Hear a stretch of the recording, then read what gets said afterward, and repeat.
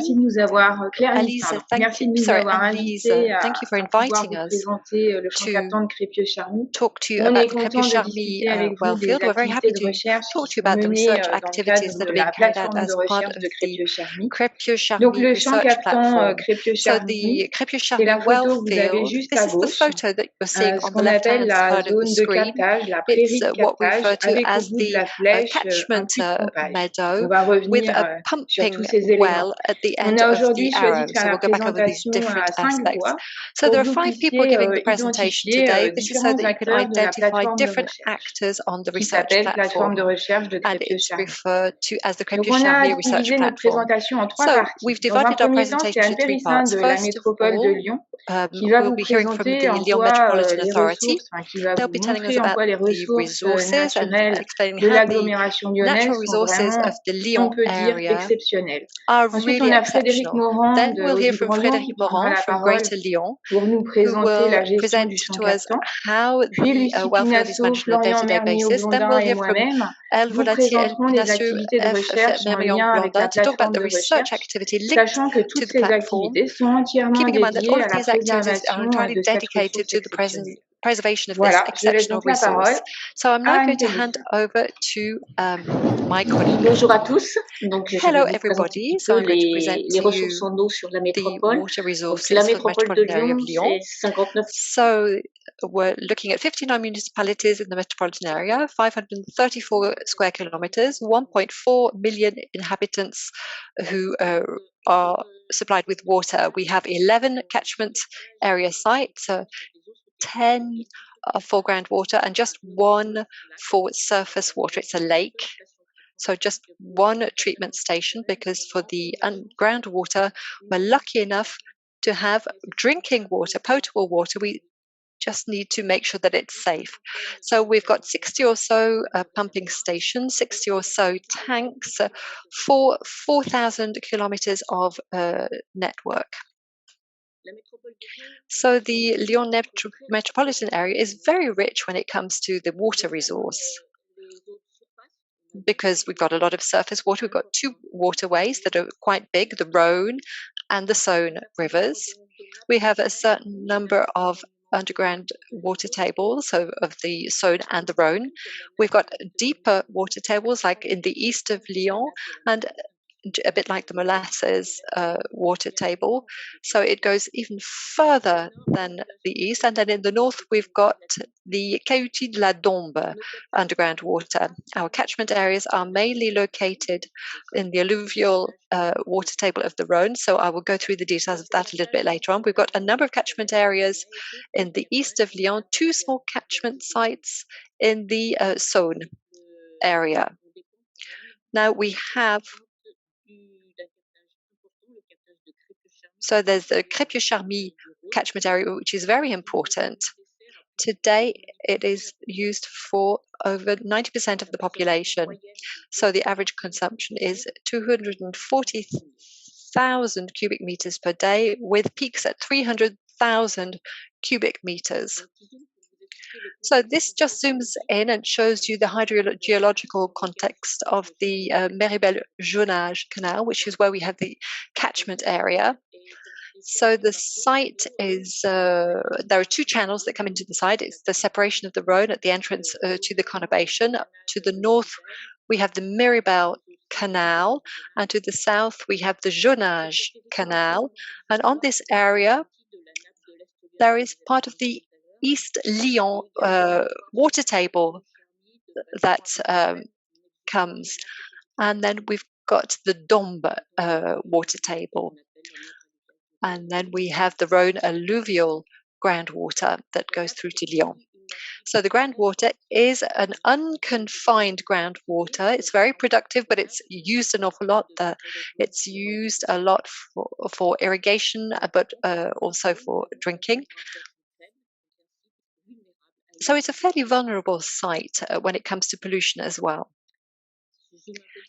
So if we zoom in a little bit more when it comes to the catchment area of Crépieux-Charmy, so it's supplied by underground the water tables from the east, from the Dombe. There are different waterways, so there are different arms of the river that come into the catchment area, the Jonage Canal, the Miribel Canal, and the Rhône. And there are about 12 or so infiltration basins that we will present to you in just a little while. So what about the urban context then? So the catchment site is inside the conurbation, so it's a fairly hard urban context. So upstream of the catchment area, there's a vast recreational area in Miribel-Jonage.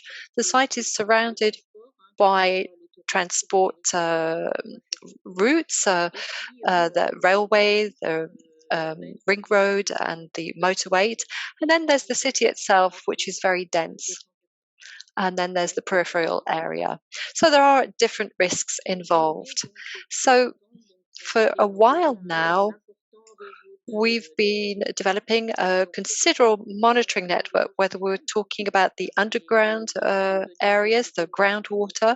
We measure levels and temperature via the wells, and we use piezometers for this on the site, but also outside of the site.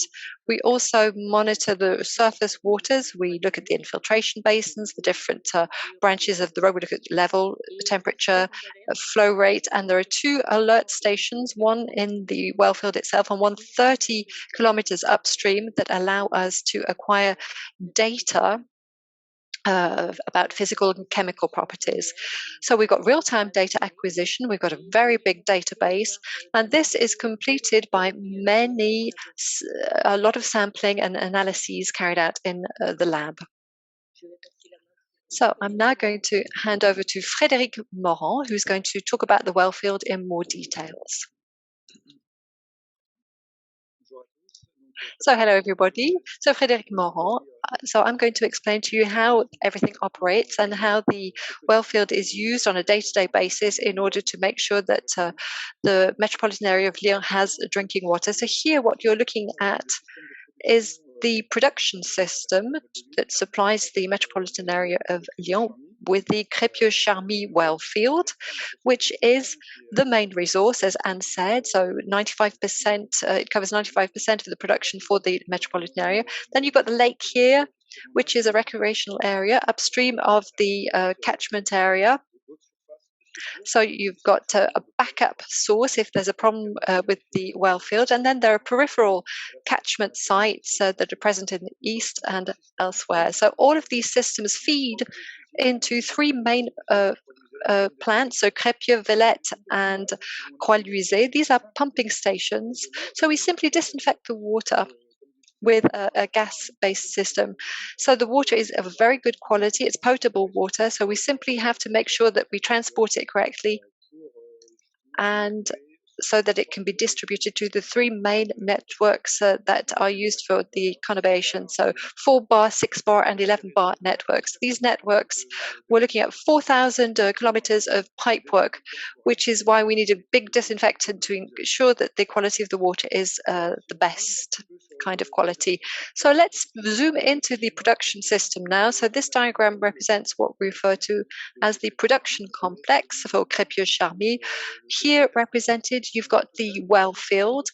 We've got 14 stations that so these feed 114 wells, so 160 pumps. So as Anne was saying, the day-to-day production is 220,000 square meters, but we can go up to 300,000. We even had a peak in 2003 during the heat wave. We went up to 410,000 cubic meters a day. So it's a very high production capacity that we're talking about that requires a lot of monitoring because of the urban aspect of the area. So here we can see the different pumping stations, Croix-Luisé and Villette.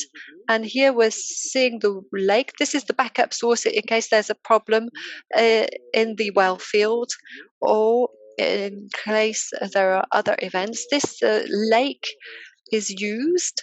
So we take up to 600,000 cubic meters an hour, and we've got a treatment plant, and then the water is re-injected into the production site for the factories. So we continue to zoom on the well field here. So here we can see the diagram of the well field. As I was explaining to you, we're looking at 114 wells, so 160 pumps, and so it has a surface area of 35 hectares. This is a protected area due to a decree for the production of drinking water. That is, it is prohibited. Access is prohibited. Access is reserved to the water utilities employees. There are guards on 24/7 to make sure that there is no intrusion. Nobody comes in onto the site who are not allowed. So this is a highly protected area. Physically speaking, and it is also protected. That is, there are biotopes decree. There is a specific fauna and flora guards who have to make sure that this is maintained and it is preserved, especially during the works, to make sure that it does not affect the environment. We told you as well that there is a risk. We are in urban zone. The first risk which was identified would be that of pollution from the highway or any transportation systems, and they could do an outpour of the product into the Rhone River that could pollute the catchment field. Therefore, there is an hydraulic barrier composed of basins. There are 6 ponds. They're composed of 2 basins, 12 total, which cover about 6 hectares. They filter the groundwater constantly, and they actually protect the catchment field by means of an hydraulic barrier, and they both the reverse flows and they protect the catchment field should there be a pollution. Volumes are very high. Every day we re-inject more than 100,000 cubic meters. We produce about 220,000 cubic meters per day. And we reintroduce almost 100,000 cubic meters per day. That is almost half of it.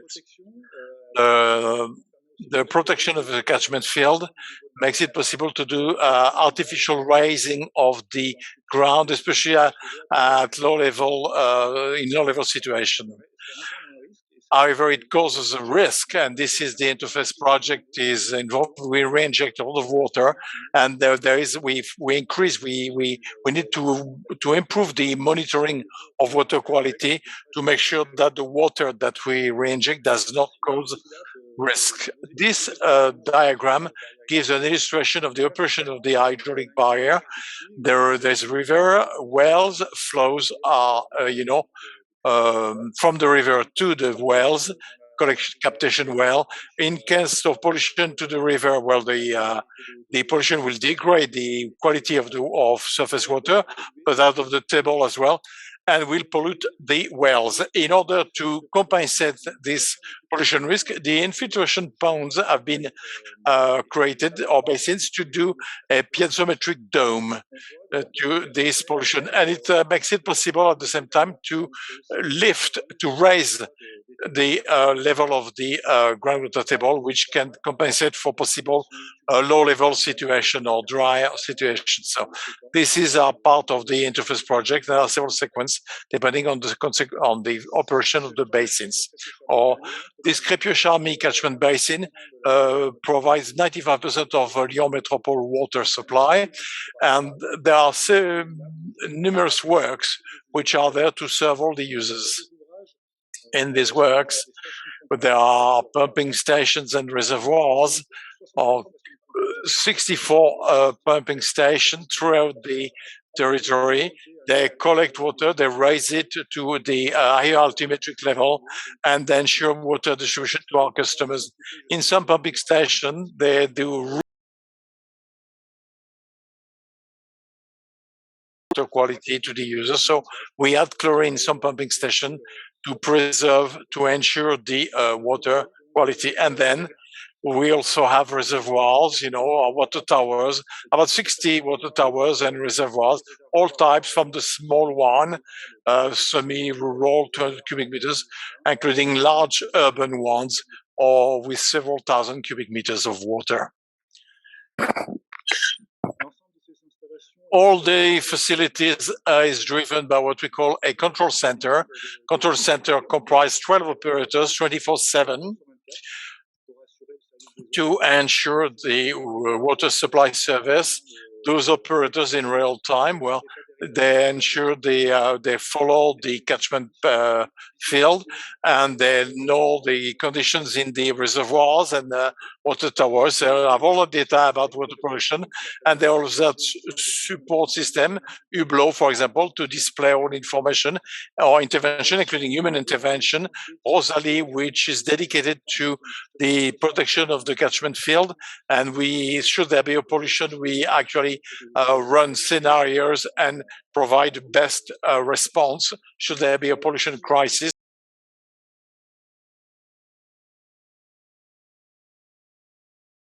Sure that there will be no intrusion or no penetration into the catchment zone.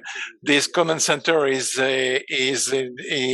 the monitoring of the facilities 24/7, 365. Water quality control is constant.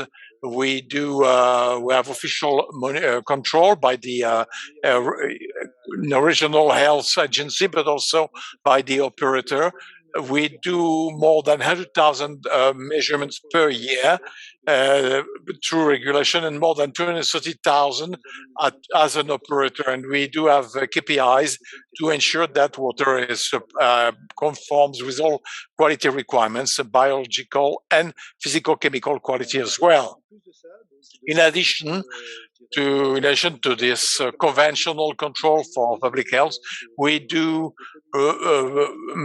control, or we monitor the emerging pollutants, which are parameters which are not in public health requirements, but it follows up with the research dimension that will come later. So we are looking for microorganism, chemical compound, endocrine disruptors, drug residues, medical drug residues, to see if the human activities are likely to actually impact water quality.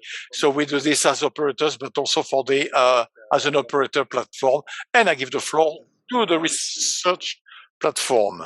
So research platform, first let me describe the organization of the platform, and then Florian and Marion, Monda, and Lucie will give you a couple of results. So it was difficult to select the results, so we decided to describe a project already mentioned, which is the interface project. It's interfaces that do exist between surface water and underground water table.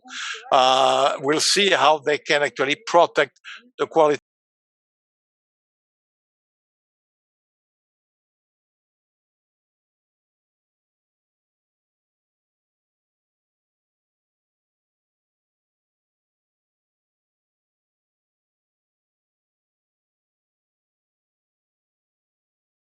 Priorities. So research platform was founded in 2010. It is called Research Platform Crépieux-Charmy. The objective is to pay attention to the the durability of the resource in terms of quality and quantity. Of course, there is a prime contractor who is on the side, the Lyon Métropole, the operator as well, the Eau du Grand Lyon. There are several scientific interlocutors and coordinators, Florian and myself. So there is a steering committee which gathers once a year to define the main orientations. We deal with what researchers want, as well as the operational players, and we try to find a proper interface. And then we got the technical committees.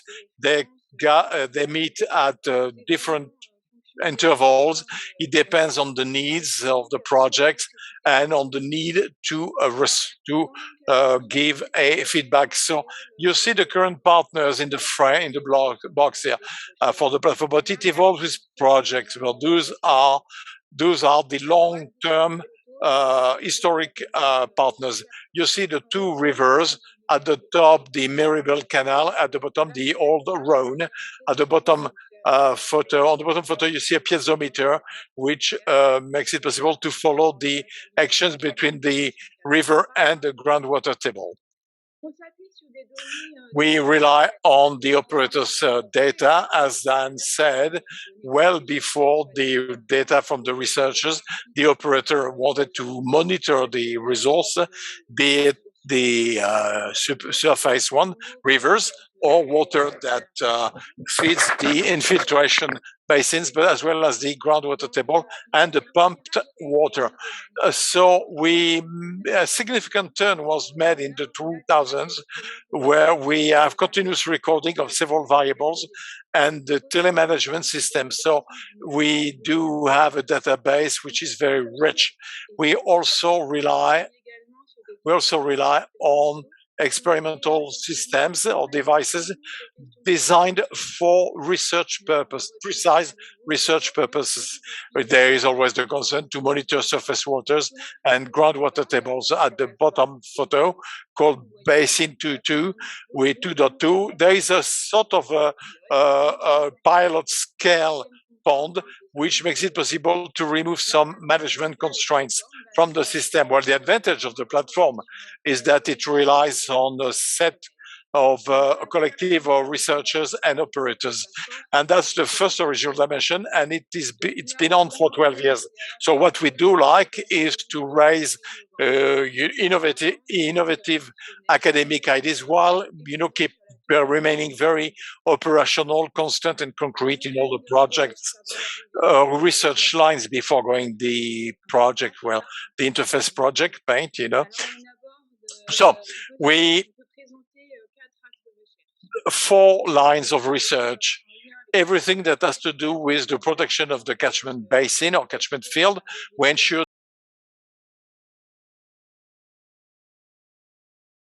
want to make sure that the surface groundwater table, underground water tables interface play their role in terms of retention of pollutants, chemical and biological. This is the interface project, which will be discussed later on. Then, of course, we pay attention to the issue associated with temperature. As we told you, we inject a lot of water in the infiltration basin, and if the water is hot, we want to know what are the microbiological consequences. Another line of research, which are called the durability of the catchment field. Now we pay attention to the quantification of the various supply sources of the field, and we look at their evolution. We examine their evolution in view of concerning global changes. Then maintenance and management of the site. The infiltration basins are mentioned several times, 12 of them. Well, they are exposed to problem of a clogging, which reduce the infiltration capabilities of the basin. We've seen that this clogging has a biological origin and the bioclogging on this photo, and more specifically associated with biofilms that grow at the surface of the sediment at the bottom of the basins. This is what we are showing you on the top photo. Currently, we propose some natural techniques to fight this clogging, and if techniques are not continued, well, tested at the site scale, we will have to extract this layer, a clogging layer, to ensure the permeability. So what we will to look at is how this clogging or techniques to fight clogging, be it natural or physical, that is, we remove the clogged layers, what will be the influence of technique on the quality of the infiltration layers. Last research line is in line with the management of the catchment field.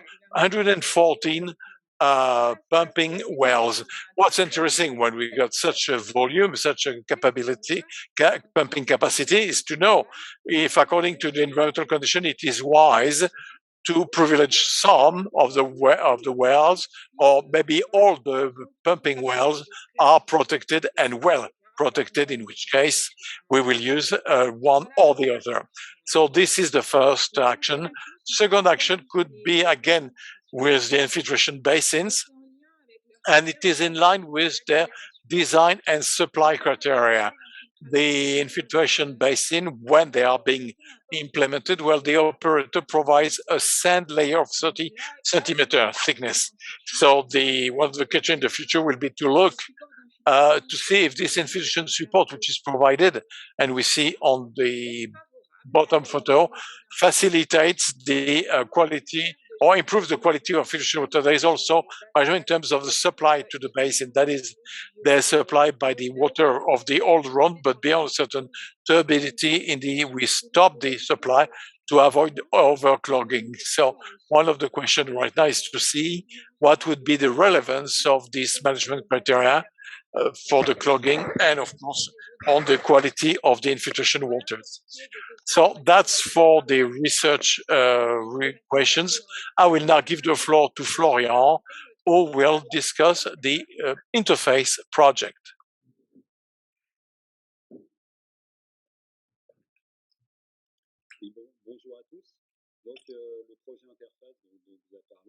Good afternoon. The interface project consists in looking at the self-purification capabilities of various interfaces in the catchment field. As we said, it can be the bottom of the infiltration ponds. Is it efficient to avoid contamination of the groundwater of the table, and also, the interface of between the table and the river, if the site is correctly protected, and can the interface make it possible to block a potential pollution of the table. So it concerns the hydrobiochemical operation of the banks and basins. So with two lines or two orientation. First, we have to modelize the hydrological modeling to see the water pathway at the level of the basin, the catchment, what is the distinction between the table and the river, influence of site management, especially the pumping stations and the infiltration basins, so on the transportation of water, and what's the influence of seasonal factors such as temperature. We know that when water is hot, they will infiltrate faster because there is a different viscosity. So there could be seasonal factors that will influence the exchanges between the table, the river, and the surface waters. On the other side, we work more on qualitative aspects. What's the biogeochemical process of the organic substances degradation at the bottom of the infiltration ponds? Is it sufficient to avoid contamination of the table with organic matters? Are there potential contamination by bacterial communities? Depending on the type of management, would there be a risk or not to face contamination via microorganisms?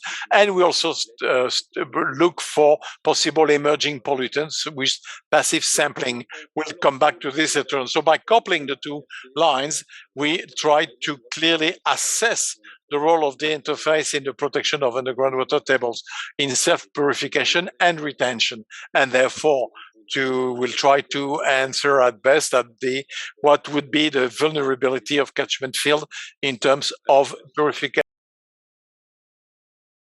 All examples about the hydrological aspects. What we do know about the site, that clearly there is a huge mass of water from the basins, the old Rhone, the Méribel Canal, and all those compartments are clearly interconnected.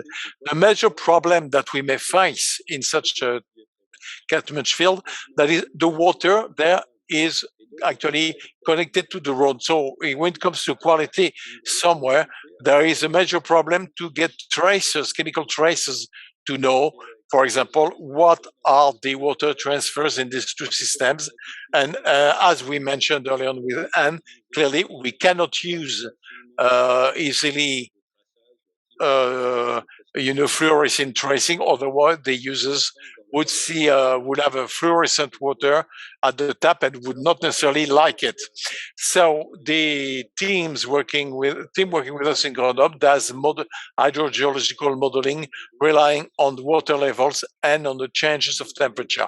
Now you can see clearly diagrams which shows if there is no filling of the basin, or if we fill the basins, for example.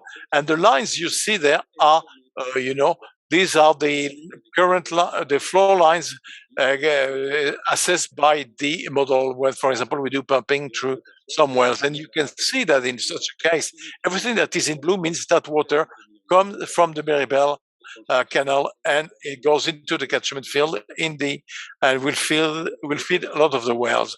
This is the south canal, which will feed part of the wells, and the old road in green that will feed some wells. This is what's supposed to happen, and you got the Medieval canal, which is supposed to feed this part of the catchment field. And what we're modeling with the data obtained is that when you fill the basins here, you've got the red lines here, these really feed the catchments. You've got a kind of a reversal of the flow rate, so from Mirabel out towards pumping stations, and here it's the opposite way round. So this is the water that is fed by the basins that goes out. So that's really in very stable conditions. And as we know that this catchment area requires water pumping, refeeding of basins, and so it needs variable management over time. We rarely have this kind of operation going on. And that's why our hydrogeologists in Grenoble are working on methods to look at the water flows. So here you've got a diagram. It looks a bit strange, but you've got a river here. Here you have the groundwater, and here you have a clay groundwater area. So what we're seeing here, these yellow particles, it's as if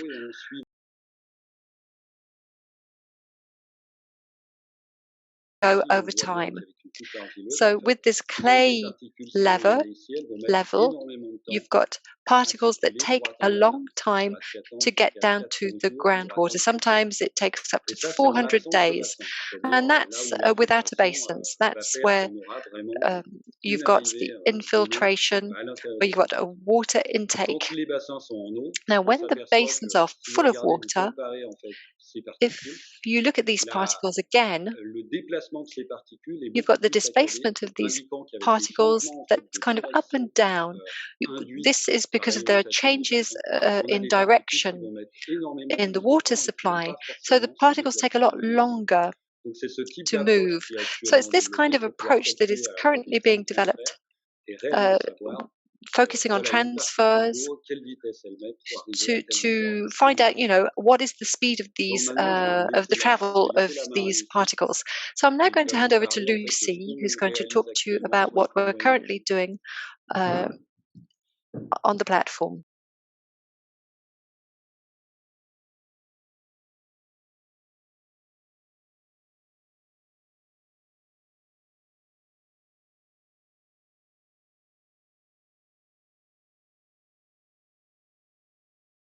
Note that the analysis of groundwater presents two major challenges. The micropollutants are present in very low quantities and that vary over time. So at the moment, the sampling mode for groundwater is a spot sampling. However, this sampling mode is not very representative from a time point of view because peaks, the detection limits are often difficult to achieve with the analytical methods that we have. And there's a challenge when it comes to managing the samples itself. So passive sampling offers several advantages when it comes to spot sampling. The micropollutants in an aquatic environment are absorbed by a membrane over the exposure time. The micropollutants, so we obtain better sensitivity and better representativeness as well. The micropollutants are accumulated, so the detection limits are lowered, and so we are able to observe more micropollutants. So we've adopted this methodology in order to look at the quality of the water and look at pesticides and pharmaceutical residue and look at the catchment area in 2 seasons, in summer and winter, see whether the season has an influence on the type and number of micropollutants detected. So there are 3 hydrological departments that are studied. So in red, you've got the groundwater, the pumping; in blue, and then in black, you've got the surfaces for Mirabel and Jonage. So So here we have the emerging pollutants. So we've placed we've placed probes to look at oxygen, different elements, as you can see on the diagram. So the passive samplers are exposed for 14 days. The micropollutants absorbed on the membranes are then extracted by a solvent in the laboratory and analyzed by liquid chromatography and a mass spectrometry. So we then do suspect screening. We compare what we have in relation to a database, so in terms of pesticides and pharmaceutical residue. So we haven't yet been able to prepare the results. So I'm going to talk to you about another project that used the same kind of method, but on a different site. So here we have the type of information that can be obtained. So first of all, we take this example. It's interesting to note that among the 2,500 micropollutants, 100 were suspected. In other words, they're present in the samples, is probable but not 100% sure. And among those suspected, 40 were confirmed. So confirmed, that means that their presence is confirmed in the sample. So this figure represents the frequency in terms of detection, in terms of percentage of confirmed micropollutants, with pesticides in green and pharmaceuticals in yellow. So if you look at the top left of the figure, you can look at the different micropollutants, caffeine, diuron, detected in 100% of cases. But what's interesting is that we can also see, bottom right, different components that we don't often see, like denifaxine and other components. So you can see that the passive sampling combined with suspect screening is a simple method for characterizing the presence of micropollutants in groundwater. In one single analysis, we can screen up to 2,500 components, which is considerably more than we were able to do with targeted analysis. So this allows us to detect more micropollutants, given that we're able to see those that are present in very low concentrations. It also means that we can promote the research of unknown or not very well known micropollutants. So with this type of information for the interface project, we are expecting to be able to identify vulnerable areas .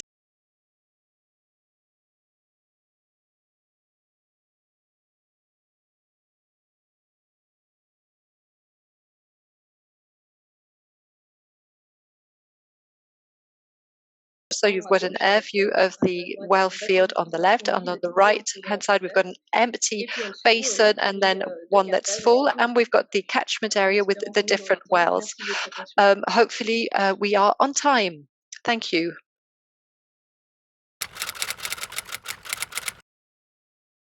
So, Frédéric Morand, so temperature. So,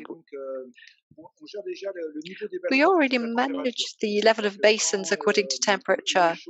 So when water is warm with a change in viscosity, you can have infiltration speeds that are quite high. So from an operator point of view, we don't want too much water infiltration. We want just enough to protect the well field, but if there's too much, there's a risk might not have the area saturated enough. So we have to manage this. We decrease the level of water in the basin. Normally, we work between 1.50 meters and 2. But there we work between 50 and 1 meter.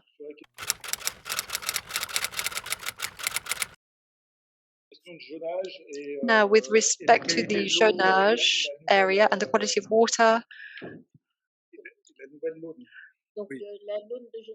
so the dike in the zonage dike, it was restored, but for another catchment area in the Verne, what happened was that the introduction of water after that led to a problem with the, because it went towards the zonage wells. So when you sample re-injected water, you've got to be very careful with the initial water quality, but you've also got to have a good filtration and purification system before you get down to the groundwater. This led to the halt of this experiment, the time it took to look for a solution to get over that problem.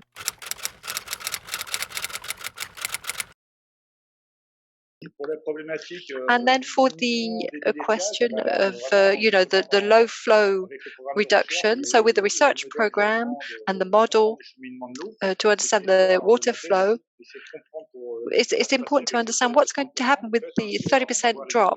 We're going to see the new figures that are going to be coming out. This is what the Water Agency is working on at the moment, the Road and Water Agency. So we'll see what the impact of climate change is on the low flow rate, but we know that things will be going down.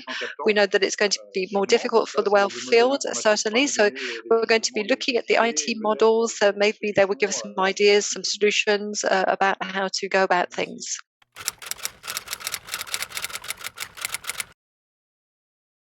It depends, but given what we did quite a lot was work on organic matter. That's a good tracer, organic matter.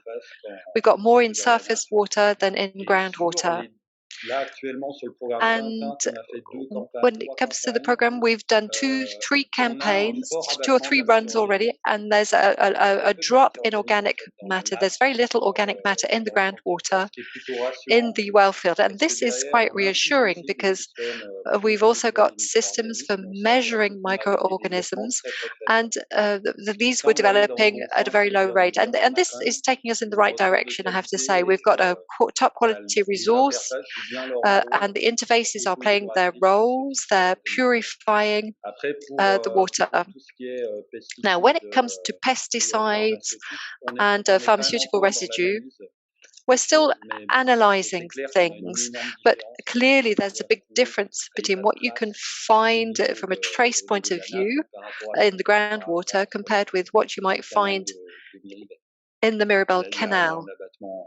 There's a big drop when it comes to number of components.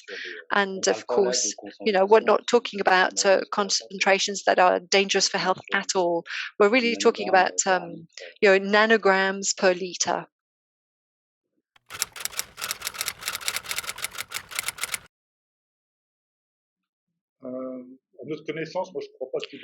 To our knowledge, I don't think there are any sites like this with this kind of same size. I haven't heard about any in France. I don't know about the rest of the world, but in France, for Veolia, it's the only experiments where we've got such data connections. So we've got connections between the project owner, the operator, and a research lab. To my knowledge, no. Maybe in the United States, there is an example. There's the geological survey. They had really big facilities, but I don't know whether that was linked to the operational side of things or not.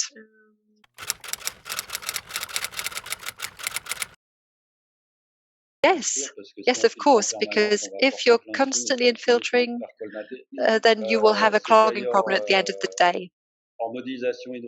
And in hydrological modeling, this is what they've seen, in fact, depending on the level of water of the waterway. If you stay on very low flows, so there we were talking about infiltration speeds and permeability levels that were much lower.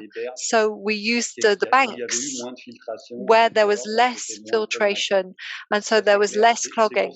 So that's why we say to ourselves, I don't know what the operators think, maybe they think this is rubbish what I'm saying, but that's the advantage of these basins, in fact. The interface with the basins can be managed properly. So if it starts to get clogged at the surface of the system, you can, there's a specific treatment that can be operated to re-establish the hydrological interactions. And then just to give you an example, to protect the well field, there's a lot of work that is carried out to limit sampling in the well field. So predecessors talked about 300, 350 cubic meters sampled a day. And you see 20 years later, it's 220,000, but the population has gone up. And this is due to the change in uses, changes to networks, information, user information. So the volume sampled is much lower today in the well field. So year after year it goes down. And so this means that we can guarantee its operation over the course of time.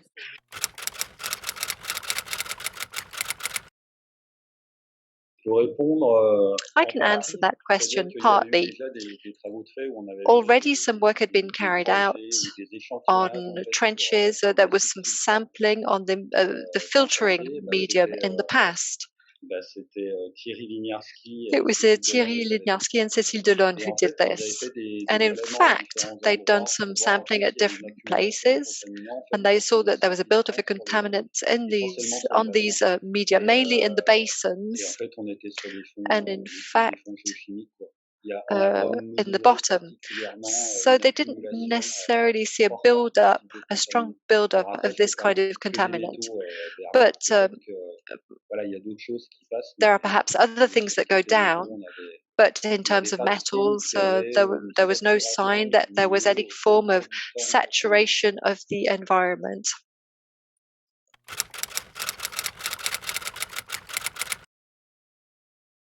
So we analyzed our samples using chromatography and mass spectrometry, and then we compared the signals obtained with a database, a commercial database, that allows us to have a list of suspect components with confidence indices, so that we can compare things with the database. And on that list, these are components that are suspected, and their presence in samples is quite probable. But to be sure, you have to re-inject the samples and use a standard, a commercial standard, and this would allow us to validate their presence or not. We'd have to compare the signals. I don't know whether you've answered the question. So we now move on to the following presentation. Yes. We go to Lyon, to Arizona in the US. Let me introduce Anne-Lise Boyer. She's a doctor she has a PhD in social geography. She has she is also specialized in geographical history. For a PhD, she went 14 months in Arizona to study the urban adaptation to water scarcity in Tucson, Arizona. She studied the power struggle between the different players of water management, where the context of major hydraulic infrastructure which support the urban development is quite striking. So she has now the international reference. She's now she's post PhD in the interdisciplinary department on environment interactions, and studies the connection recognition in the hydro systems, and more specific in Arizona. She will discuss today the restoration project of the Santa Cruz River in Arizona. Anne-Lise Boyer, you have the floor. Bonjour, merci beaucoup. Good afternoon, thank you. Thank you for this very kind introduction. Let me share my screen. So I want to talk about the sustainable management of underground tables through the project, restoration project of the Santa Cruz River in Arizona, in the USA, and especially the Santa Cruz River when it goes through the city of Tucson, in the southern part of Arizona. Alors, la ville de Tucson, elle se situe Tucson is located here, south of in the south of Arizona, in the Sonora Desert. We're very close to the Mexican border, as you may see, and we are in the southwest semi-arid area. Tucson is an interesting case because it is one of the most oldest city or settlement in the US. For a long time, it belonged to the Spanish colonies, then to Mexico, and it is only since the half of the 19th century that it is actually it is now on the US territory. But even it's one of the oldest human settlement, as you see on the photo here. Archaeological surveys have shown that the Santa Cruz Valley has been occupied for, or at least minus 1,200 BC BC, even American society, which have villages around irrigation channels. So the traces we found are some of the oldest irrigation channels of the whole of North America. The Santa Cruz River is quite a specific river, as I said. This is the Sonora Desert in its arid or semi-arid region, and it is an intermittent river with lasting portions and others which disappear, and river which flows more significantly where during rainfalls, rain event which open in summer, and in the summer what you call the monsoon season. With the rain, it's not the same monsoon as the one in Asia. But anyway, it's called like that because those are highly, storm, major severe rain events. And this is the city of Tusson. And on the foreground, the Santa Cruz River bed, which today, in fact, is dried most of the time, unless we're in a zone where water is recharged into the river. And this is what I want to discuss today. To start with, let me give you the history of the water supply to the city of Tusson with three main steps. The first step was the Santa Cruz River. At the bottom of the hill called Sentinel Peak, there was one of the lasting portion of the river. So the first population were dwelling there, close to the river. Then when the first Spanish settlers came, colonists came to say, this is a mission garden site, which is today, it is maintained by an association which to preserve the cultural and ecological heritage of the region, and they reconstituted the crops or the cultivation when they were the first native population and with the Spanish colons or settlers. It was, fruits and vegetables irrigated by the river. This shows you the river, now the Santa Cruz River, intermittent river with free meandering, which moved a lot, which was also a limitation to the development of the city, especially with a problem of flash floods in summer during the monsoon season. Now, the first site and the first type of water that supplies water to the city is the Santa Cruz River. Then there was a change which took place at the end of the 19th century, and especially in the 1920s, through by the underground water tables, using groundwater tables to supply water. Till the 19th century, nobody lives in the south of the Arizona. It is a remote area which was part of the northern part of Mexico, was not connected to the US, which was connected only at the end of the 1890s with the construction of the Southern Pacific Railroad to California and the rest of the Union, north and east. That was the first change, the arrival of the rails and the first United States settlers who came, especially with the gold rush. Second change was the technological revolution and the invention of more and more powerful pumps that makes it possible to pump water from the groundwater tables. They started in Tusson in the 1890s with the first, it was a private company called the Water Company, which provided the water supply to the city. It's quite basic, with mules or, with horse carts to bring water to the inhabitants. And more, the city will create and buy this private company to turn it into a municipal water utility. In the 1920s, technology surge is that the pumping of groundwater table becomes the first number one water supply for the city, especially in a context where surface water are fairly rare and do not make it possible to have a modern city as the one that the new settlers wanted to develop. And you see, 1912, Arizona becomes the 48th state of the US. So we are right in a new world. From this, we get to the third stage,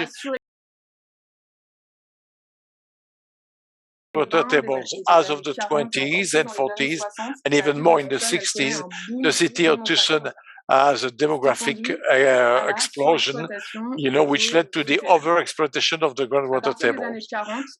As of the 40s, water are so pumped in the tables that normally fills the Santa Cruz, which is already, fairly fragile river. As I said, well, the bed, the Santa Cruz, became completely dry. There was no water left in the Santa Cruz. So we ended up with this situation here on D. That is the situation of a temporary river, intermittent river. As I was saying, we end up with the overexploitation of the tables.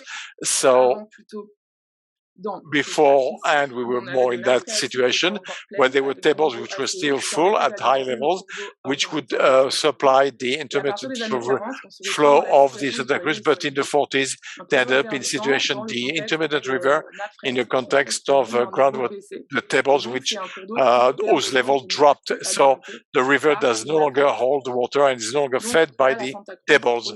This is the Santa Cruz today. It is fully dry. Totally dry. So tables are so overused that there are problems of subsidence within the city. Let me show you a map at the scale of Arizona. You see Tusson here.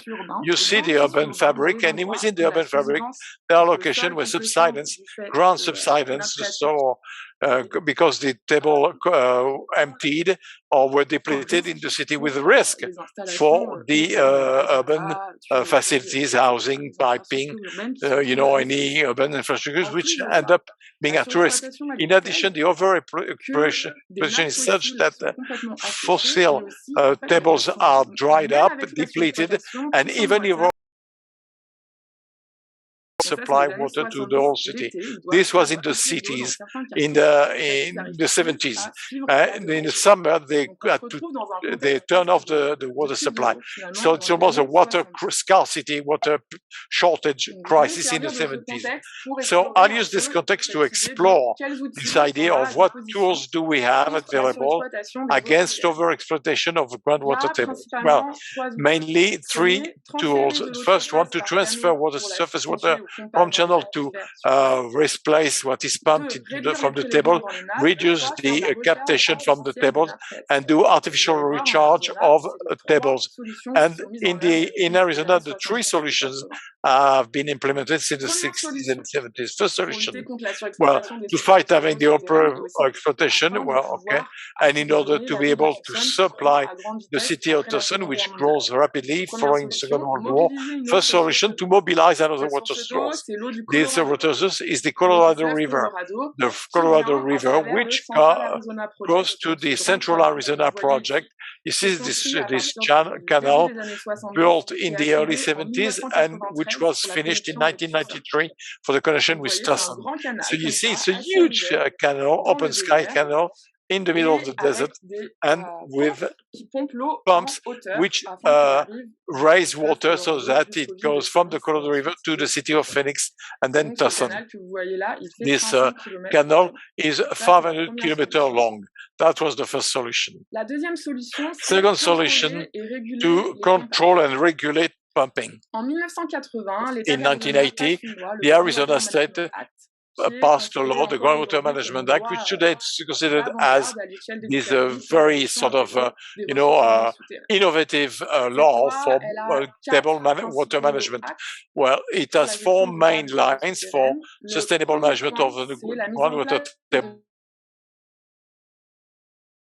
Mandatory water-saving measures for households and individuals, municipalities, and even private companies which water supply impose to their user that they will consume less water.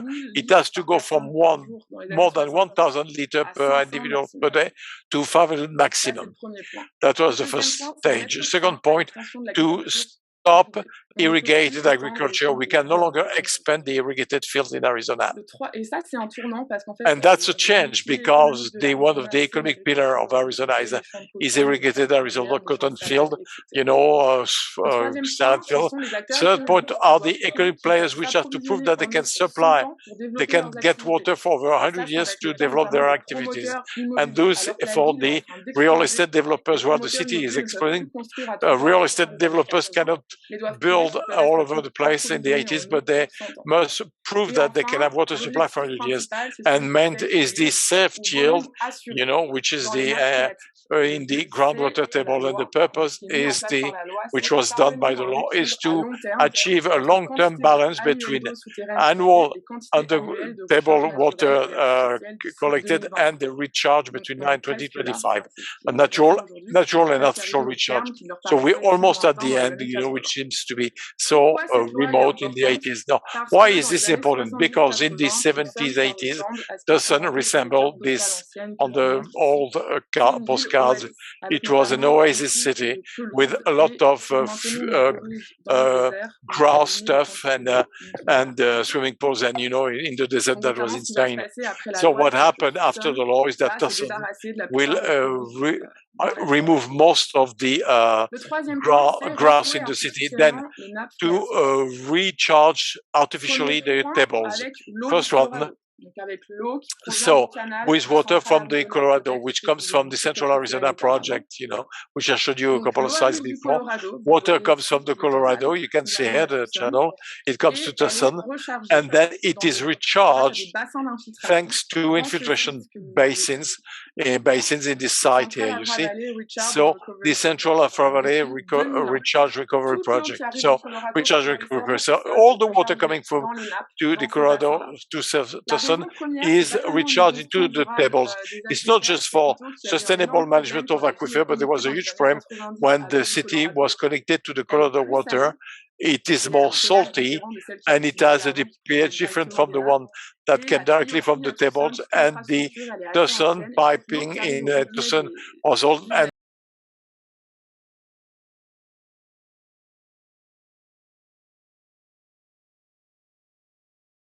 the solution by Tusson Water was to go through the tables to supply water that would meet the standards of people who've been supplied for years with groundwater tables.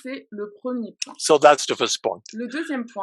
Second point, which is more and more developed today, is to artificially recharge the tables with treated effluents, and especially no infiltration basins, but directly into the bed of the Santa Cruz River in projects which are multi-purpose projects that make it possible to restore the river and to come back to the creation of the landscapes that existed before, especially for the flora, as I showed in the first slides.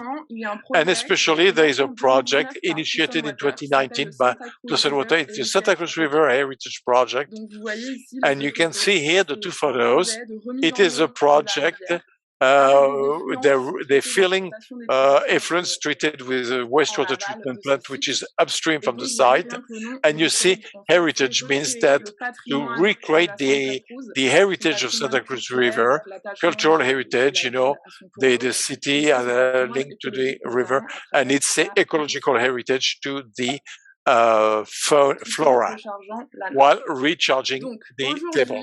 Now, in fact, today there are 3 sites over the entire Santa Cruz River, which you can see it is an interesting river as well, because it starts in the US, flows to the Mexico, it loops in Mexico and comes back.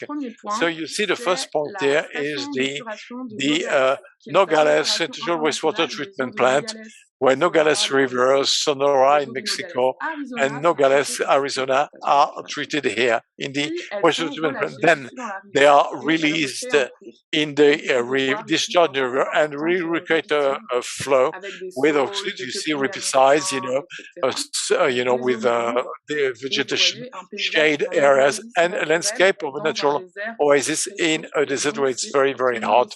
And it is also highly appreciated by the local population to have location like this to take a walk. So that's the first part, which is still valid. The second one is the Heritage Project. So this one is interesting because it's right in the center of town. And it is part of a wider project to revitalize the center of town of an American city, which for a long time was left when people went to live to the suburbs. And the last point, which is that of the Agua Nueva treatment plant, which treat all the water and then discharge treated effluent to recharge the groundwater tables. And it is the Agua Nueva tables which, through a piping system, recharge the river in the center of town. So the aim of these projects is to make sure that Santa Cruz is living again. Above all, they're presented as ecological restoration projects with a focus on the river, but there's an awful focus on the artificial nature.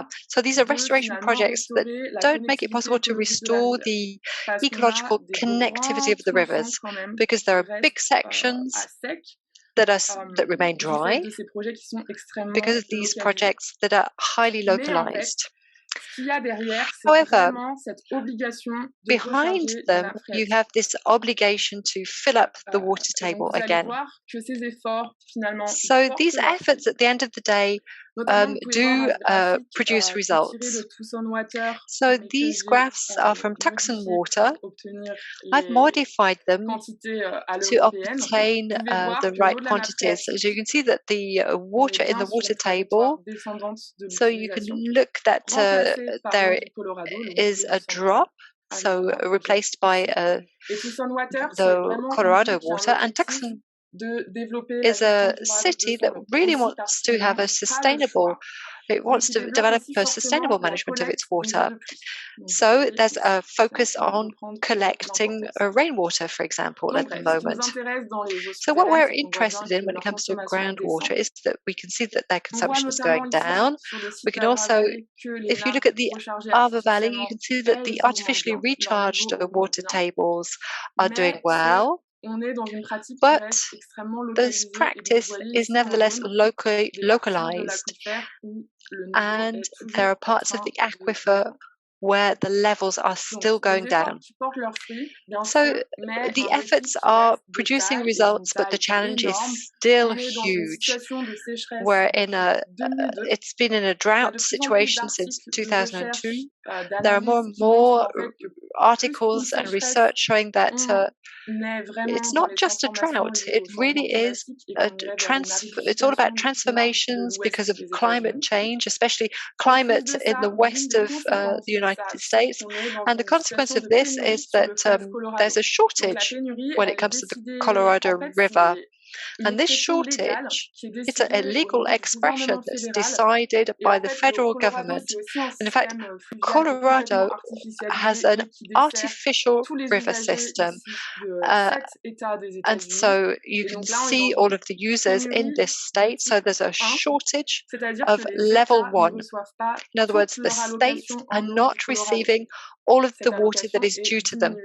And in fact, their allotment has gone down, and notably excesses that go directly to recharge the water table. So the water table is not being charged as much as it was because of the shortage on the River Colorado. And the city of Tusson is growing at high speed. So you've got the urban fabric from Phoenix to Nogales in the south.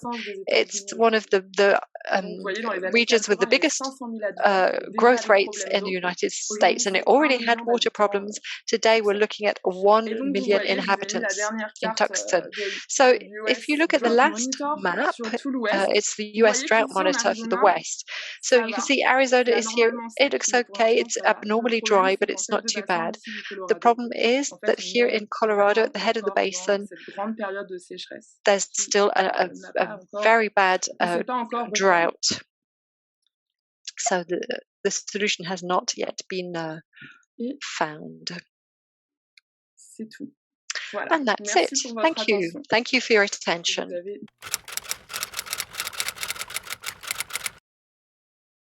Is an interesting question, and the problem is that in Arizona it's treated in a very bizarre manner, because la majorité, la grande majorité de l'eau est aussi pour les most of the agriculteurs, water elle vient du Colorado.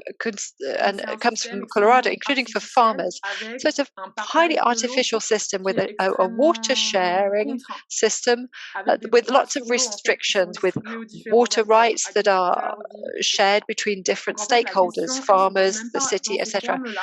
So La the question question is est not even plutôt raised in those que, en terms. cas de pénurie, The main notamment, question is, les if there moins is a prioritaires, en shortage, fait, ce those sont with les a agriculteurs. lower Donc, par priority exemple, là, les are the agriculteurs, ils se farmers. sont déjà fait So the couper farmers 65% have de leur approvisionnement already en lost eau 65% par le of their stade 1 water de supply pénurie. because of the Donc en level fait, one le fait que shortage. ça peut potentiellement affecter So la the fact recharge des that this nappes can phréatiques, potentially c'est même pas pris en affect compte. the water Parce tables qu'on is not coupe even avant taken into même account de because, prendre you know, there's a en cut-off considération before ces that calculs-là, en fait, is even tellement on est dans un considered. système You artificiel. know, the system is so Et artificial. pour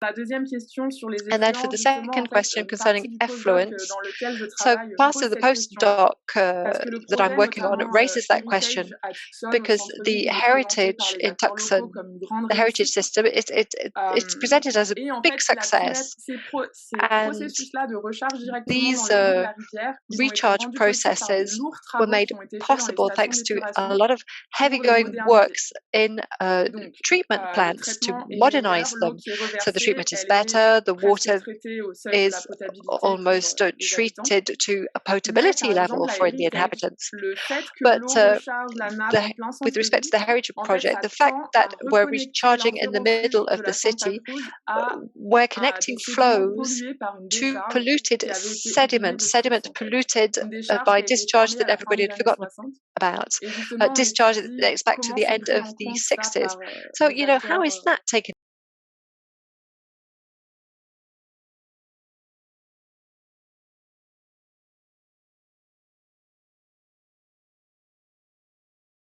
project?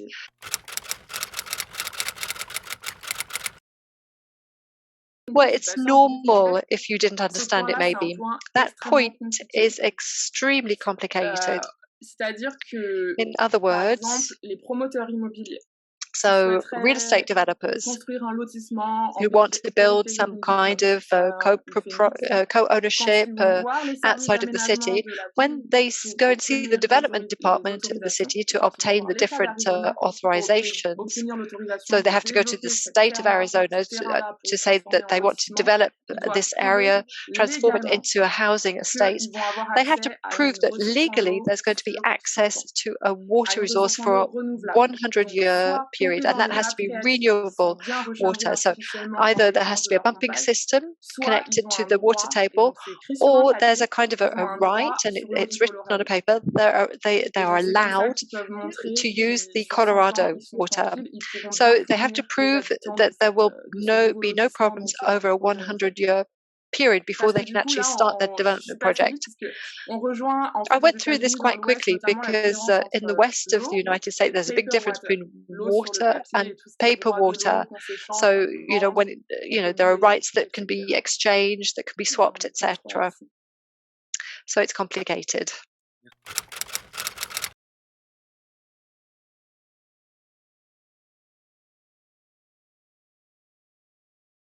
Orders of magnitude. I don't have a specific answer, but all of the water attribution for the Central Arizona project, all of that, it comes here in the Avra Valley. Everything has to go via the water table. All the water has to go via the water table. So just to go back over the history, when there was the connection with Tucson, it was scandalous. Nobody wanted to use the Colorado water. Nobody wanted to use the water provided by the municipal water department. So in '93, they connected what they considered to be a renewable source from the Colorado water. So Tusson Water utilise Tusson vraiment Water l'eau du Colorado. Donc en fait, il continue la surexploitation des nappes continue to jusqu'en 2001 et jusqu'à overexploit ce que the soit water mis en table place ce until système-là. 2001, Donc until en fait, this le system débit, il was est énorme parce que put in place. The flow rate is huge because everything that comes from the Colorado River de is l'approvisionnement en eau d'une ville 85% of the supply of water to a city with 1 million parce qu'ils peuvent pas people. apporter l'eau That's because directement they du can't supply the Colorado water au directly robinet, from the c'est pas Colorado possible, River. It's just en not termes possible d'acceptabilité in sociale, terms of c'est pas possible. acceptability, social acceptability, I mean.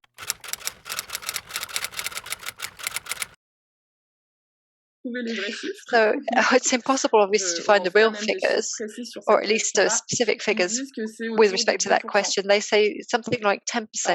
Et qui mettent parfois ils utilisent And des sometimes produits they use products.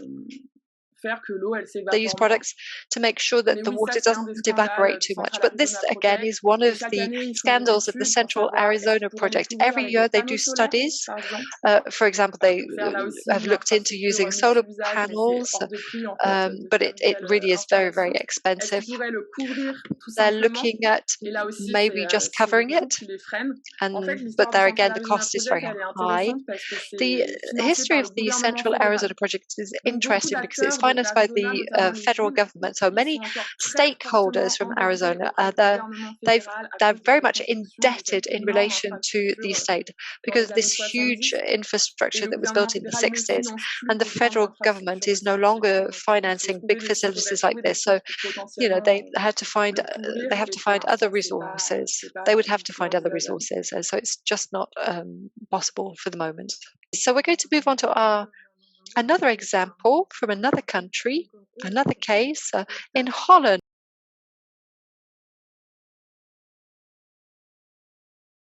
At the Geohydrological Research Center in Holland.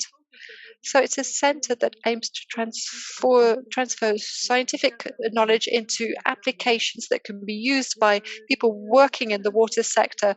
Teun studied geohydrology in Utrecht University, and when he was working on his master's, he looked at storage of water in the ground areas and innovative solutions. He's currently working on products linked to the use of underground water, notably the H2020 subsoil project, the CoaStar project, and the urban water buffer. And so today he's going to be presenting to us his experience in terms of water storage with examples from the Netherlands. So Teun, if you'd like to share your screen with us, please. Yes, I will. Thank you for the introduction.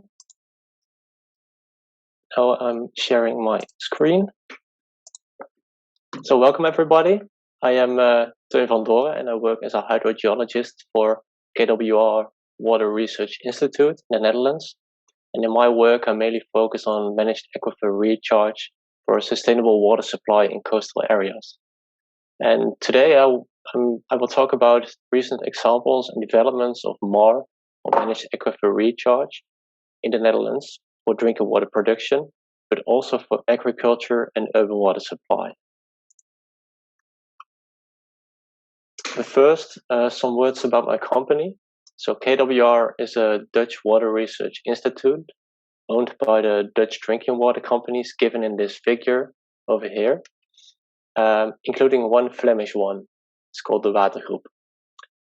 We started off as part of a certification institute, which is called KIWA, in 1948, and became research-based since 1973, and we are an independent entity as of 2006. Our applied research is primarily based on questions of these Dutch drinking water companies, but we focus on advanced water research management in the complete water sector, including, for example, the industry and agriculture. And we are with 178 experts working for KWR and are based in the Netherlands. But we also have international projects, of course. We have different focus areas.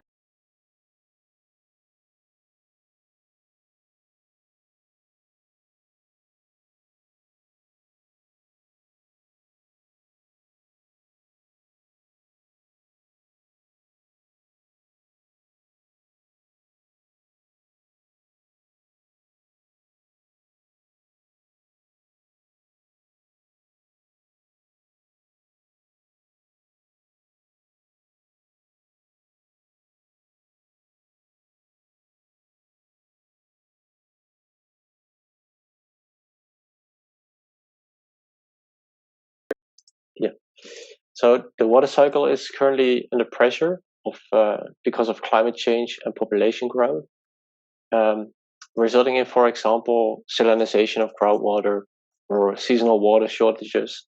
And at KWR, we address these problems through advanced water research management and by looking for nature-based solutions.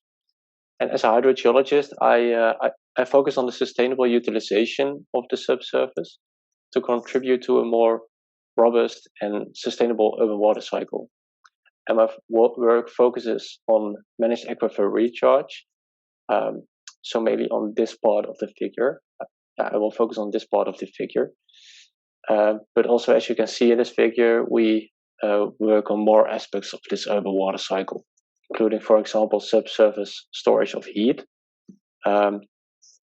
or green roofs in cities for cooling in cities. And you can read more about all these, all our hydrological expertise on this website given here.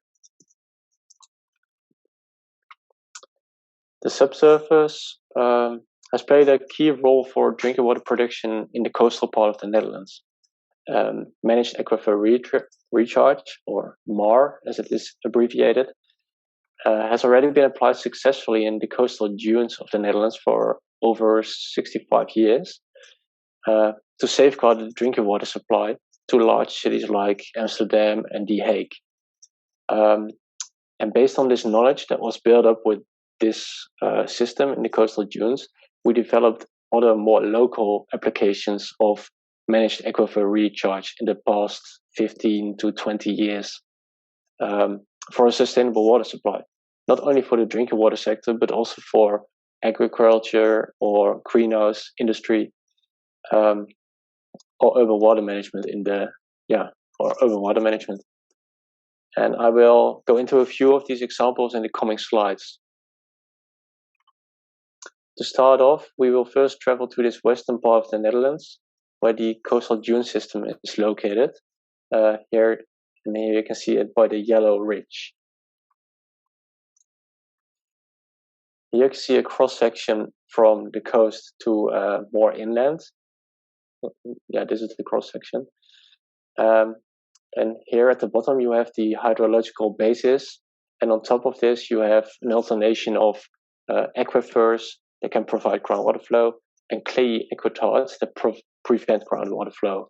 And these aquitars are given here by these gray layers. So this is clay. Moreover, you can see that the groundwater right above this basis is brackish or saline. It's the light blue colors. And here the more dark blue is fresh groundwater. And the saline groundwater cannot be used for drinking water production, but the fresh water can be used. Here at the coast, right here, we have this coastal dune system with a higher elevation. And because of this higher elevation and a net precipitation surplus, fresh water could develop right beneath this dune system to a depth of approximately 100 meters. Here we have a cross-section of a close-up of the coastal area, and the depth of the transition zone from fresh to brackish or saline groundwater is given with these blue lines for different years. So here you can see the distribution of fresh and brackish groundwater for 1915. And then the freshwater reached a depth of about 120 meters, as you can see in the legend. But from this time on, the shallow fresh groundwater was mined right here with shallow groundwater wells for drinking water production by these drinking water companies located in the dunes. And at some moment, the abstraction rate started to exceed the recharge rate of precipitation from above, and consequently, the freshwater reduced in volume, and the interface started moving up, as you can see by this line of 1954. So the freshwater reduced, and at some point in 1954, it resulted in salinization of these wells in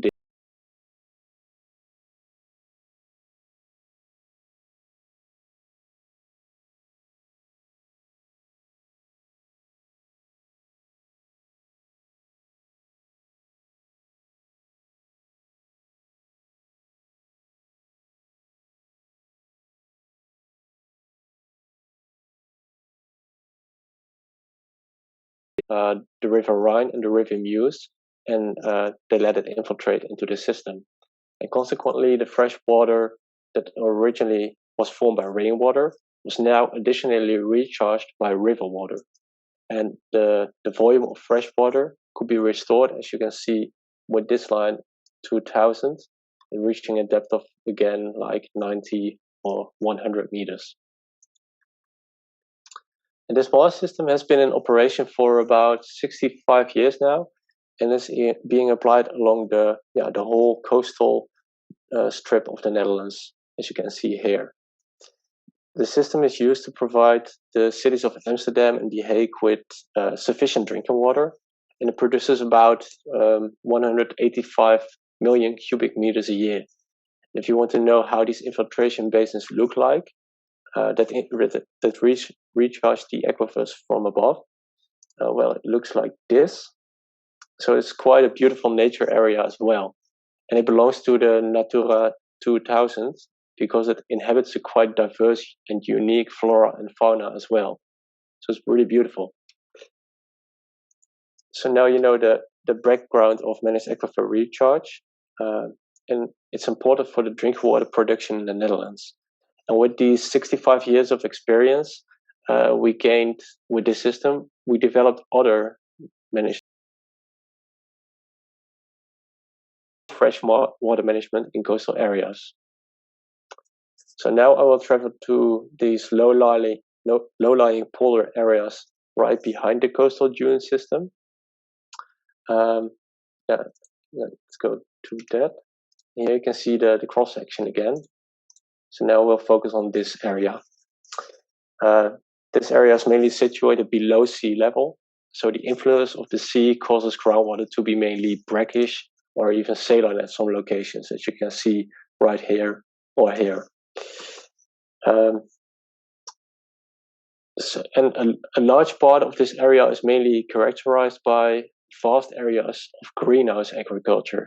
And if you happen to be in a plane and fly over this area, you should really have a look outside, because it's quite impressive from above to see all this greenhouse, all these greenhouses right there. This greenhouse industry has a high demand for fresh water with strict water quality requirements. And as I told you, groundwater and surface water are too brackish, so rainwater is preferred for irrigation. But there is not enough rainwater to satisfy the water demand in the growing season. So the conventional solution for horticulture is to store water seasonally in surface basins, as you can see in this picture.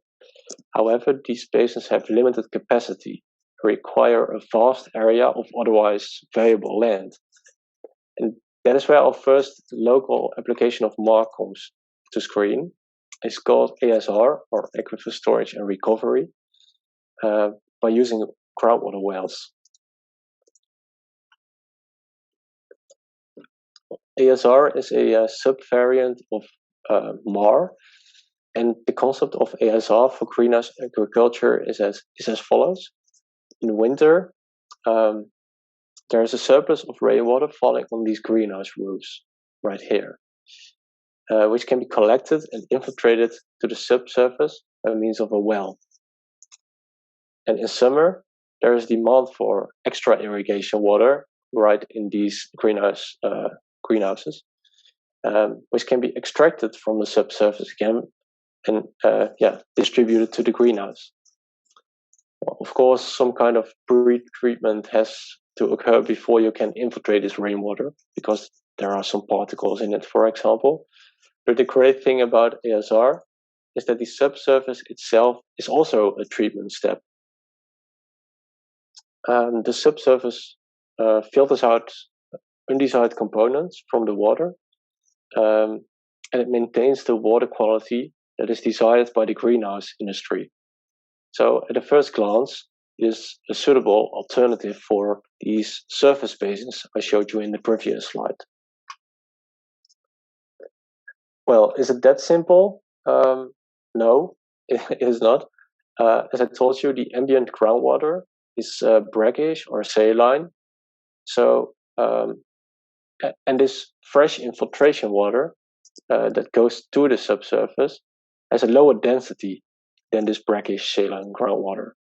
So, during infiltration and during storage, the fresh water tends to move up to the upper part of the aquifer, which causes ambient brackish or saline groundwater to be abstracted quite early at the bottom of this abstraction well. So the greenhouse owner ends up with brackish or saline groundwater that cannot be used for irrigation. This is not what you want. So what did we do to overcome this problem right here? Well, we developed a scientific but practical innovation named ASR Coastal, which is a tailor-made application of ASR in brackish or saline groundwater. And conventionally, water is infiltrated and recovered again over this whole thickness of the aquifer. However, in the concept of ASR Coastal, infiltration is mainly being performed in the deeper part of the aquifer, whereas it is recovered again in the upper part of the aquifer, thereby compensating for this density difference. And this is done by using multiple partially penetrating wells. As you can see here, we abbreviated it with MPPW. And this increases the flexibility and also the recovery potential of ASR, and therefore also the freshwater availability for these greenhouse owners in times of demand. Here is a short model simulation which shows how it works in practice. So this red color is means that there is saline, brackish groundwater, and the more blue colors given here, they represent fresh water. And in the axis, you can see the multiple partially penetrating wells, which will turn blue if they are infiltrating and red if they are abstracting. So I will start this short simulation right now. Well, now it is infiltrating, so you can see that the fresh water is building up.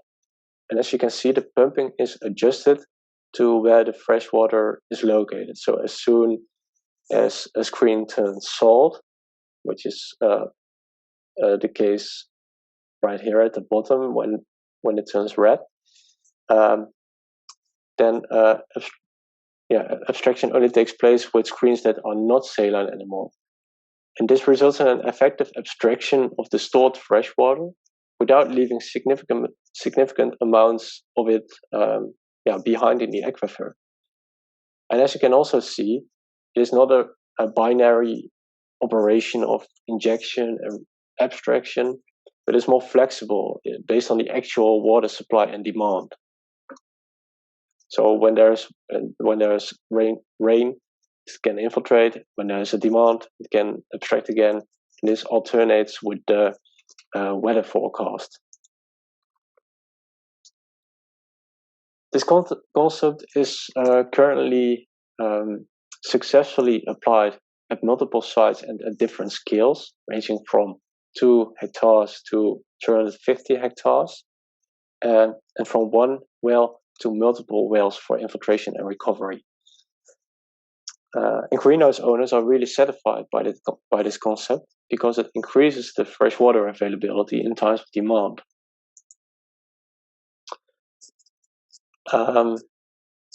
These coastal systems are conventionally fed by rainwater collected from greenhouse roots. However, at this site, Nieuw Prinsenland, we found another source that enabled tomatoes to grow on sugar beets. And this may sound strange when you hear it, but I will explain. Nieuw Prinsenland is a modern greenhouse area of 260 hectares approximately in a brackish environment, and rainwater in surface basins is a primary water source for this greenhouse industry, but mainly being tomatoes. But the local demand is higher than the total supply rainwater. So the simple application of ASR coastal as itself is not sufficient in this case to supply the fresh water. Now, well, luckily there is a nearby sugar factory right here that uses sugar beets, given here, for the production of sugar. And because sugar beets consist for 75% out of water, this generates a lot of wastewater in September and January, given right here. And this wastewater can be used after treatment, of course, for irrigation water. However, the timing of this wastewater availability is off with respect to the demand for irrigation water, which mainly occurs in spring and summer. Well, this is exactly where aquifer storage and recovery comes into play, because you can bridge this timing between supply and demand. You can store it in the subsurface in September and January, and you can recover it again when you need it in spring and summer. We developed an ASR coastal system with 8 wells, with multiple screens for more flexibility. And the efficiency of the system is estimated at about 90%, meaning that 90% of the infiltrated water can be recovered again after storage, which is very high for these kind of systems in a brackish environment. And the system is able to deliver about 300,000 cubic meters a year, which is definitely an outcome for the greenhouse owners. And in 2018, we were struck by a severe drought in the Netherlands. And the greenhouse owners were extremely happy that the system was already in place. That really saved their crops and therefore also their income. And talking about economics, the system is also very attractive if we look at the costs, being cheaper than storage of water in surface basins, as you can see right here. And it's competitive with tap water coming from the drinking water distribution system. It is also the preferred option regarding water quality and regarding the reduced stress on the drinking water network in the growing season, of course. But there's one key aspect for the success of the implementation, which is the sound organization between different parties, because we have these greenhouse owners, we also have governmental institutes, we have this sugar factory, they all have to connect, and this was really the key for success in this area. Now I go from this densely packed greenhouse area to the even more densely packed urban area of the Randstad, focusing mainly on the city of Rotterdam. Urban areas are often prone to pluvial flooding, because when rain falls on the impermeable surface of streets, water does not infiltrate quickly. And rainwater is therefore mainly discharged via surface water and sewage systems. While on the other hand, cities like Rotterdam can really be like stoves in summer, especially during heat waves, and the water demand can be really high during these periods. And climate change will cause the frequency of both extremes, so pluvial flooding and heat waves, to increase. To keep our current cities habitable, we have to make sure our cities are climate proof, and we have to think about innovative solutions, like, for example, these green roofs you see over here that generate more cooling and increase the retention of water in this urban area. One of the climate-proof solutions in these cities is the urban water buffer, and I will explain it in this slide. It stands for the concept of combining rainwater harvesting, so collecting the rainwater, and ASR, this aquifer storage and recovery of water in the subsurface. At first, rainwater is being collected and temporarily stored, buffered, and then it is pre-treated in an urban wetland prior to infiltration. So it removes particles and undesired substances from this water. And after this pre-treatment, the ASR system infiltrates the collected rainwater towards the subsurface. This infiltration reduces the risk of pluvial flooding, and at the same time, it builds up a fresh water reserve for times of, if it's needed, for times of demand. And for example, here in Rotterdam, the system fulfills the irrigation water demand of a professional soccer stadium. So the water that is stored in the subsurface is being used to water the soccer field of this professional soccer stadium. And the municipality of Rotterdam is really happy with this application. So so more of these systems will soon pop up in the city. They really are happy with this initiative. So I bet you can state that Rotterdam now is moving towards being a climate-proof city with the help of the urban water buffer. And other cities also pick up this idea. So, for example, The Hague is also busy with the realization of an urban water buffer, and the city of Valladolid in Spain also started to realize one. In the built environment of a densely populated city, the looks are, of course, also important. So we also work with architects who can develop a system for us that is both functional in the subsurface and attractive to the eye at the surface. And here you can see pictures of the opening of the urban water buffer in Rotterdam and of the pre-treatment system next to it. So it also looks nice in the built environment. That's also important. Oh, next slide.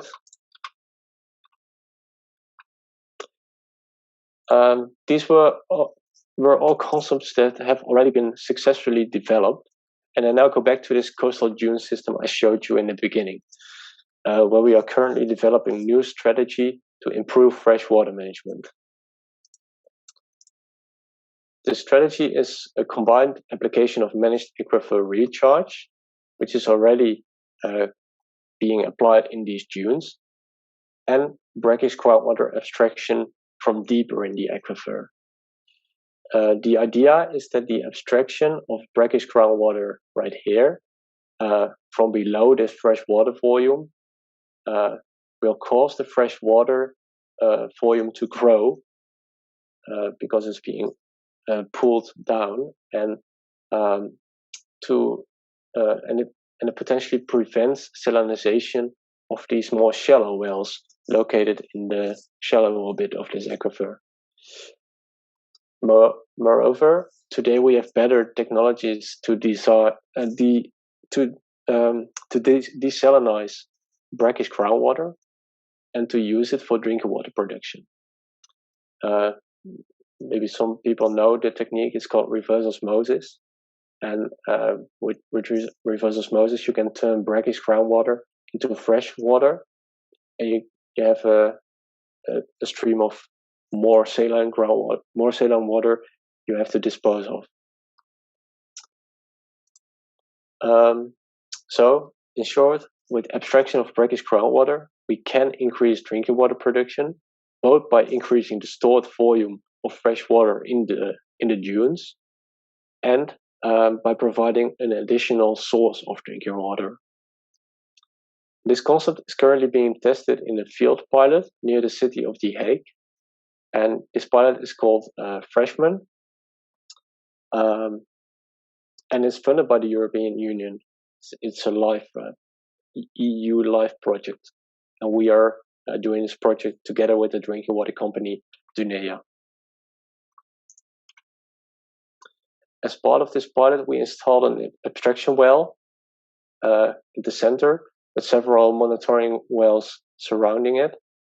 And we also installed a treatment facility given by RO. And in this figure, you can see the inside of this treatment facility.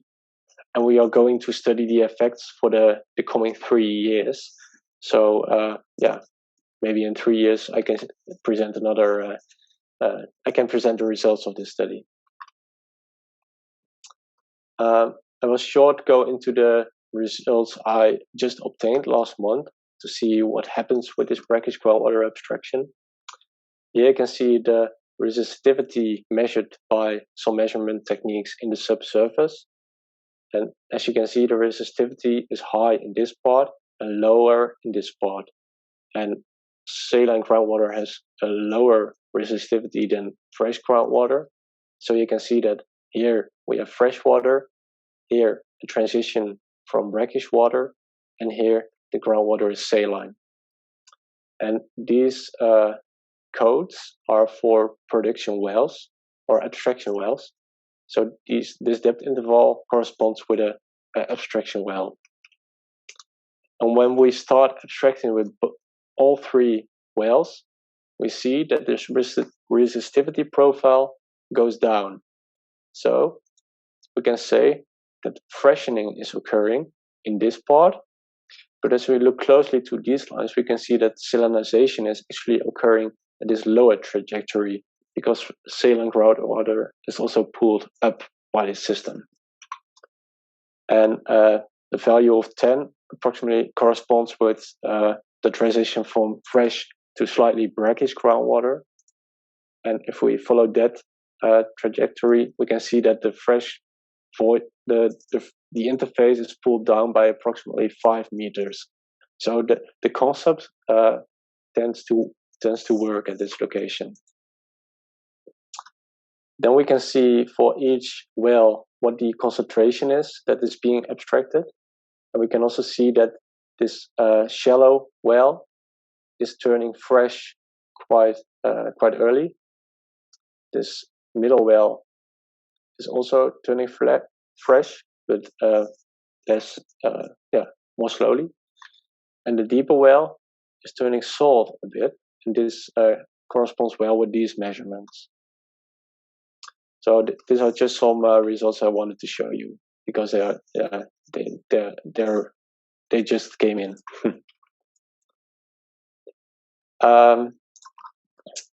So I have now talked mainly about the coastal area of the Netherlands, where we see problems like increasing sea level, salinization of groundwater, population growth, pluvial flooding, high temperatures in cities.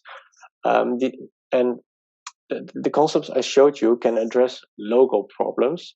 For example, one farmer or for one drinking water company. And these local solutions formed the basis for the regional strategy that is being set up in the program COSTAR. And in this program, we can address these problems, these local problems, also on a more regional scale. We aim at scaling up our local adaptive strategies to the whole coastal region of the Netherlands to eventually increase the freshwater availability and to reduce salinization and upconing of brackish or saline groundwater. And we do this by collaborating with other institutes and governments. And if you want to know more about this project, I suggest you visit this website because there's a lot of these projects on it, and it gives you more information about the regional strategy. So to sum up my presentation, the water cycle of the coastal part of the Netherlands is quite in imbalance, and we have to cope with seasonal water surpluses and water shortages. And the quality of several water sources does not always suffice the demand. And our solution is to utilize the subsurface, which provides time, space, and reactivity to balance water supply and demand, and which also can retain water quality or provide additional treatment. And in short, managed aquifer recharged, or MAR, can aid in increasing the robustness and sustainability of the water cycle, both in local applications, but also with regional strategies. So that was actually the last thing I wanted to tell you. So thank you all for listening, and I hope you all learned something new today. And if you have any questions, feel free to ask them right now or to contact me or my colleague later.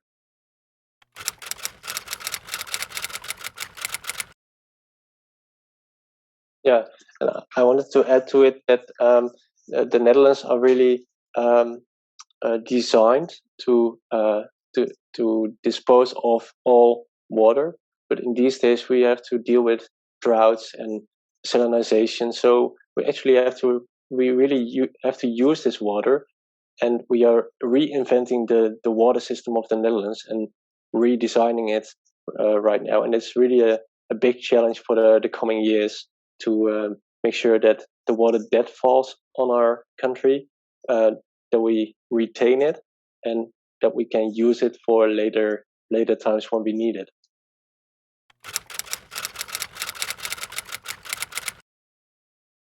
Well, we have one example in Spain where we have more governmental restrictions. So the process is really slow because the governments are not really working with us. So that's also kind of a restriction. And in the Netherlands itself, we have, for example, technical restrictions that vary across different locations. And one farmer, for example, needs a maximum chloride concentration of 3,000 milligrams a liter, which is quite high, whereas another farmer can only use water with a maximum chloride concentration of 10 milligrams a liter, which is extremely low. So we really have different circumstances. And I know there are also other companies working on this concept, for example, in America. So I think the most important difference is between countries is the legislative or governmental part. But the technical restrictions, they will, they only depend on, for example, the subsurface characteristics. So that's not this doesn't really vary across boundaries. It's really it really depends on the geohydrology.